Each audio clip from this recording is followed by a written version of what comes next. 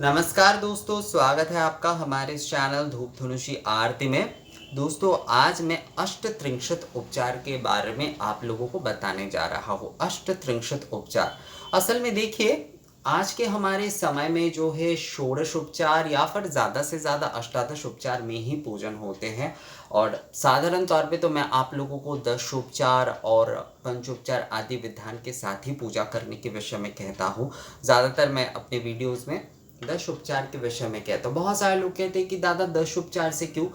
सभी के लिए 80% लोग जो है वो 10 उपचार विधि ही जो है वो कर पाते हैं। तो इसीलिए मैं ज़्यादातर जो है 10 उपचार के बारे में ही कहता हूँ। जो विस्तारित पूजा के विधि आदि होते हैं उसमें 10 उपचार विधान ही ज़्यादातर आपको देखने को मिलता है। अब देखिए, सभी लोग जो है सभी सारे उपचार आदि समझ के कर पाएंगे, ये उतना संभव नहीं होता है सभी के लिए जो है। तो हम अपने हिसाब से जो है सभी का नहीं सोच सकते। और हमारे चैनल में हम सरल साधारण तरीके से, क्योंकि पूजा आदि विधि आदि हमारी धूप पूजा आदि इसी कारण से है ताकि सभी कर पाए। तो इस कारण से जो सभी कर पाते हैं, जो सभी के लिए है, उसके ऊपर ही ज़्यादा जोर दिया जाता है। पर बहुत समय से, जैसे कि मुझे 64 उपचार के बारे में बोलने के लिए बहुत सारे लोगों ने मुझे कहा है कि दादा 64 उपचार के बारे में आप एक वीडियो बना दीजिए, आप संक्षिप्त ही बनाइए, बस उपचारों के विधि के बारे में नाम ही आप बता दीजिए, पर आप एक बार बता दीजिए। असल में ये अष्टत्रिंशत उपचार बोल लीजिए, षट्त्रिंशत उपचार बोल लीजिए, या फिर जो ये जो 64 उपचार होते हैं, ये सारे आजकल सच में जो बहुत विस्तृत पूजा होते उसमें भी उतना इस्तेमाल नहीं होता है। कुछ जगह पर संधि पूजा आदि में 32 या 36 उपचार में या फिर 38 उपचार में पूजा करते, पर बहुत कम होता है वो। असल में जो है 16 उपचार और अष्टादश उपचार, यही दो उपचार जो है आज सभी लोग करते हैं। ये दोनों उपचार विस्तार में पूर्ण भी है और उत्तम भी है। तो इस कारण से जो है यही दो विस्तारित उपचार में आजकल किए जाते हैं। और गृहस्थ लोग जैसे कि दश उपचार आदि विधि से ही ज़्यादा करना पसंद करते हैं या फिर उन्हें करना आता है। तो दशोपचार आदि के विषय में ही मैं ज़्यादातर आप लोगों को कहता हूँ दोस्तों। कारण यही है। अष्टत्रिंशतीय उपचार जो मैं आपको बता रहा हूँ, असल में ये भी उसी कारण से 64 उपचार, असल में मुझे 64 उपचार के ना कोई पूरी तरीके से जानकारी मुझे कहीं पर से नहीं मिल रहा है। 36 या 38 उपचार फिर भी जो है इसके कुछ विषय मिल जाते हैं, पर 64 उपचार इतना कहा जाए कि अनकॉमन हो गया है, इतना अनकॉमन हो गया है क्योंकि ये बहुत विस्तारित पूजा है, तो ये बहुत कम मिल रहा है। जो हमारे तंत्र आदि में उसके विषय के वर्णन है वो भी जो है इकट्ठा नहीं है, अर्थात जो है वो हर उपचार के अलग अलग करके शायद बताए जा रहे हैं, या फिर उसके विषय में षोडश या अष्टादश के कई सारे उपचार आदि विधियों के विषय में जो है ना उल्लेख करके उन सारे विषयों के बारे में बताया गया है। पर 64 आदि ये जो उपचार होती है मूल रूप से जो उच्चतम या फिर जो राज पूजन आदि करते हैं या उत्तम साधक होते वही कर पाते हैं। असल में जो है उतना आसान नहीं है 64 आदि उपचार के साथ पूजन आदि करना जो है। तो अष्टत्रिंशत उपचार में आसन, स्वागत, प्रोक्षण, सम्मार्जन, पंचगव्यादि स्नान, पंचामृत स्नान, आवाहन, अर्घ, पाद्य, आचमनीय, स्नानीय, वस्त्र, उपवस्त्र या यज्ञ उपवीत, अलंकार, मधुपर्क, पुनराचमनीय, गंध यानी कि चंदन, अनुलेपन, पुष्प, अक्षत, पत्र, धूप, दीप, पत्र मतलब जो होता है बेलपत्र आदि जो है, धूप, दीप, नैवेद्य, तांबूल, पुष्पमाल्य, तैजसाधार, भोज्य द्रव्य, अणुवासन, चामर व्याजन, सज्जा द्रव्यादि, सज्जा मतलब जो है आराम विश्राम करने के सोने के जो द्रव्य आदि होते हैं, तकिया आदि दिए जाते हैं, इस प्रकार के जो दिए जाते हैं, बेड कवर आदि ये सब कुछ भी दिए जाते हैं। तो सज्जा द्रव्य जो है सोने के आराम करने के सामान आदि, वाद्य, वाद्य मतलब जैसे कि शंख आदि, घंटा आदि, जिनके जो वाद्य प्रिय हैं। स्तव, स्तुति, निराजन, अर्चन। अर्चन यहाँ पर जो है विशेष अर्चन यहाँ पर कहा जा रहा है। दशांग धूप आदि अर्चन हो सकते हैं, कुछ पुष्प अर्चन आदि भी हो सकते हैं, मतलब विशेष रूप से जो अर्चन आप करेंगे।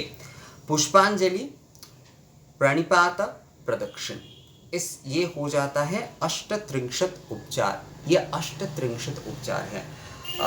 मुझे तो लगता नहीं कि कोई अष्टत्रिंशत, वैसे इतना कठिन नहीं है, मतलब इन सारी चीज़ों की जुगाड़ करना उतना असंभव है ऐसा नहीं है, ये किए ही जा सकते। पर ये सारे उपचार हर किसी को शोधन आदि करके, निवेदन आदि करने के लिए जो है सच में उत्तम पुजारी होना बहुत ज़रूरी है दोस्तों। ऐसा हमें लगता है कि ये उपचार तो बस मात्र है, इतने सारे ही है, बस थोड़ा बहुत, पर इसे जब हम करने जाएंगे ना तो विषय वहाँ पर समझ में आता है। जो षोडश उपचार आदि करने जाते हैं, जो 18 उपचार आदि भी करने जाते केवल मात्र, उन्हें जो है इसका समझ है असल में, कि जितना ये सुनने में आसान लगता है वो करने में, निवेदन विधि आदि उस समय जो है उतना आसान नहीं होता है।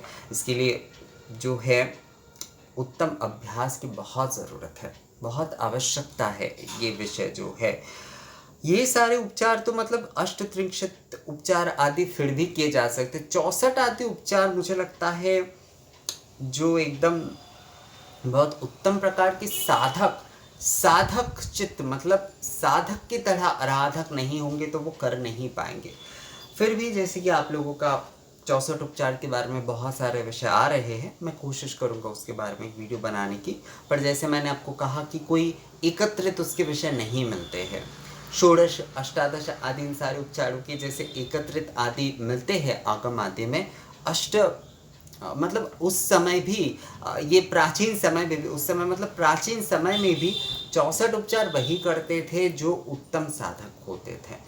हमें लगता है कि आज जो है 64 उपचार या अष्टत्रिंशत उपचार आदि ये सब कुछ नहीं होते, पहले ही होते थे।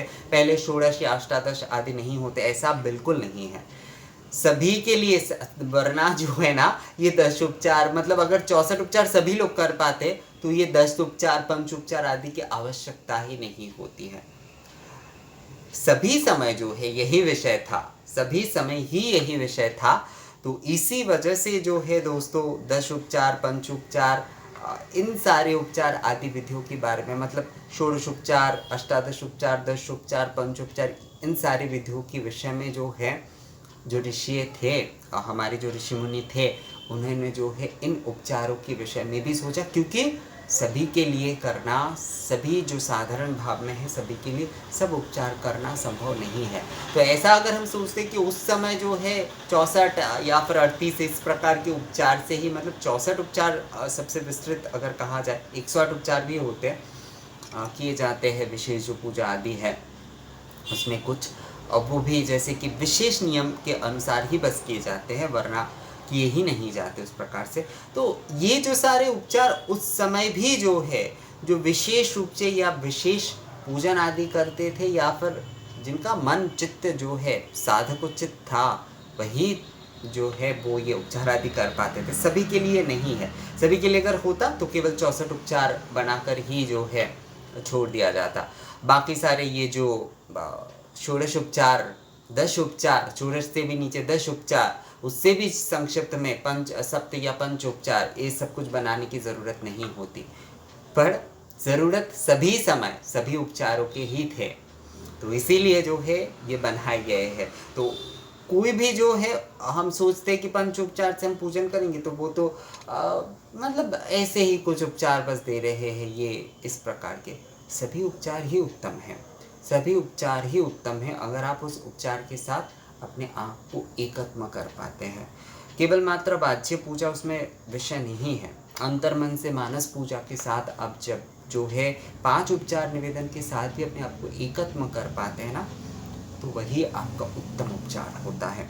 तो अष्टत्रिंशत उपचार में फिर से मैं आपको बताता हूँ, आसन, स्वागतम, प्रोक्षण, सम्मार्जन, पंचगव्यादि स्नान, पंचामृत स्नान, आवाहन, अर्घ, पाद्य, आचमण्य, स्नाण्य, वस्त्र, उपवस्त्र या यज्ञ उपवीत, अलंकार, मधुपर्क, पुनराचमणीय, गंध यानी चंदन, अनुलेपन यानी कि जो तिलक आदि करने के लिए जो अनुलेपन होता है, पुष्प, अक्षत, पत्र, बेलपत्र आदि, धूप, दीप, नैवेद्य, तांबूल, पुष्पमाल्य, तेजसाधार, भोज्य द्रव्य, अणुवासन, चामर व्याजन, सज्जा द्रव्य आदि, वाद्य, स्तब, स्तुति, निराजन, निराजन अर्थात जो है आरती, अर्चन, विशेष अर्चन यानी कि जैसे दशांग धूप अर्चन हो गया, 108 दीप अर्चन हो गया, 108 पुष्प अर्चन हो गया, इस प्रकार का अर्चन जो है, विशेष अर्चन, पुष्पांजलि, प्रणिपात, प्रदक्षिण, ये 38 उपचार के माध्यम से आप अगर कोई विशेष या विस्तृत तौर पे पूजन करना चाहते हैं दोस्तों, तो इन 38 उपचार के माध्यम से आप कर सकते हैं। देखिए, उपचार में ऐसा कुछ नहीं है कि आप इन उपचारों की जुगाड़ नहीं कर पाएंगे, पर इन उपचारों की निवेदन आदि विधि जो स्थिर मन से कर पाए, ये सारे उपचार उनके लिए ही है। तो अगर आप कर पाते हैं तो कोई बात नहीं, आप करिए अवश्य, जो है किसी भी पूजा में कर सकते हैं आप, कोई समस्या उसमें नहीं है। तो अष्टत्रिंशत उपचार में यही था दोस्तों। मुझे लगता है आप लोगों को ये समझ में आ गया है, और फिर भी अगर इस बारे में कोई सवाल आदि है तो आप मुझे कमेंट्स करके या फिर मेल करके बता सकते हैं। मिलते हैं आपसे अगले वीडियो में, तब तक के लिए नमस्कार।